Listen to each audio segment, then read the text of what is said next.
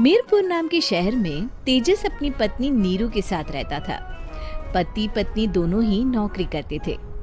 एक दिन तेजस गांव अपनी माँ के पास फोन करता है। हेलो, प्रणाम माँ। जीते रहो माँ, तुम दादी बनने वाली हो हैं? अरे वाह, ठीक है बेटा, मैं कल ही आती हूँ। जब माँ जी शहर पहुंची तो बेटे बहू ने बहुत अच्छे से स्वागत किया। लीजिए माँ जी, चाय। अरे गर्मा गर्म पकोड़े ले आओ माँ के लिए। नीरू रसोई में गई और 2 मिनट में ही पकोड़े ले आई। जी ये लीजिए। बहू, जादू से बनाए हैं क्या? अभी तो रसोई में गई थी। यम्मी। माँ जी, शीला रसोई में पकोड़े तल रही है, मैं बस लेकर आई। हे भगवान, मेरा धर्म भ्रष्ट कर दिया तूने। अब तो गंगा जल से शुद्धिकरण करना होगा। दूसरे दिन, माँ जी मैंने नाश्ता बना दिया है, ऑफिस जा रही हूँ। पर अभी तो घर का सारा काम पड़ा है। शीला आती ही होगी, झाड़ू पोछा बर्तन कपड़े वो सब कर लेगी। हमारे जमाने में घर का सारा काम हम ही करते थे। जी माँ जी, आप बहुत होशियार हैं, मैं घर ऑफिस दोनों नहीं संभाल पाती। तो जरूरत क्या है घर से बाहर जाकर चाकरी करने की? वैसे भी घर का काम खुद करने से घर में बरकत आती है, समझी? पर माँ जी। पर वर कुछ नहीं, इस महीने की पगार मिले फिर ऑफिस बंद। हाँ। रात को नीरू तेजस से कहती है, सुनिए जी, माँ जी बोल रही थी कि मैं नौकरी छोड़ दूं। वैसे ठीक ही तो है, अभी तुम्हें आराम की जरूरत है। फिर भी आराम कहाँ, शीला को छुड़ाने के लिए बोल रही थी। तो अब 24 घंटे में इतना काम तो कर ही सकती हो। पर जॉब पसंद है मुझे, घर पर मन नहीं लगेगा। अगले दिन जब दोनों ऑफिस के लिए निकल रहे थे, मेरी तो कोई कीमत ही नहीं है इस घर में। माँ जी, आजकल महंगाई बहुत है, रहन सहन भी बदल गया है, दोनों नौकरी करते हैं तभी ठीक रहता है। अच्छा, तू कहना क्या चाहती है? मेरा बेटा तुझे बिठा के खिला नहीं सकता? तू ही इस घर का खर्च चला रही है, हैं? नहीं माँ जी, मेरा वो मतलब नहीं था। मतलब खूब समझती हूँ, ये बाल धूप में सफेद नहीं किए मैंने। हाँ।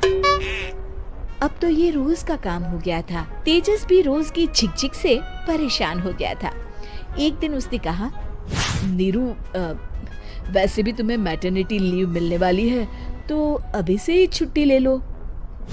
पर क्या, मेरी सैलरी अच्छी खासी है। आखिर नीरू ने रिजाइन कर दिया।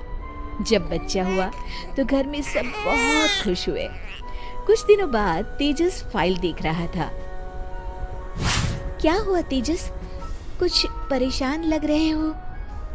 हाँ, वो हमारी जितनी सेविंग्स थी वो तो हॉस्पिटल में और छठी के फंक्शन में खत्म हो गई है नीरू। और अभी वैसे मंदी चल रही है तो मैं बोल रही थी कल मुन्ना को हेपेटाइटिस का टीका लगवाना है। नीरू, क्या पोस्टपोन नहीं कर सकते? नहीं जी, बिल्कुल नहीं। अब तेजस को समझ में आ रहा था कि उससे गलती हुई है। पैसों की कमी का असर घर के माहौल पर भी पड़ रहा था। अगले दिन, बेटा मेरा चश्मा और ये दवाइयाँ ले आना, पर्चा देते हुए माँ जी ने कहा। जी। तेजस, मुन्ना के लिए दूध का डिब्बा और डायपर भी ले आना, और ये किराने के सामान की लिस्ट है, इसे भी लाना है। तेजस गुस्से में लिस्ट मरोड़कर फेंकता है और चिल्लाता है, पैसे क्या पेड़ पर उगते हैं? ये ले आना, वो ले आना। अरे पर ये जरूरत का सामान ही है। वो गुस्से में बिना कुछ कहे ऑफिस चला गया। अरे लंच तो ले जाइए। नीरू दौड़कर डिब्बा पकड़ाती है। एक दिन खाना खाने के बाद, नीरू, अब तो मुन्ना कुछ बड़ा हो गया, तो अब तुम वापस ज्वाइन कर लो ना जॉब। पर इस रिसेशन में जॉब मिलना बहुत मुश्किल है। ट्राई तो करो। फिर मुन्ना, माँ जी है ना, और एक फुल टाइम मेड भी लगा लेंगे। पर माँ जी, उन्हें तो पसंद नहीं। तभी माँ जी वहाँ आ जाती है और प्यार से नीरू के सर पर हाथ फेरते हुए बोलती है, अब मेरी समझ में आ गया बहू, पहले के और अब के समय में अंतर है। तुम काम शुरू करो, मुन्ना की जिम्मेदारी मेरी। मेरी प्यारी माँ जी। ये कहकर नीरू उनके गले लग गई। शिक्षा, परिवर्तन संसार का नियम है, हमें भी समय के साथ चलना चाहिए।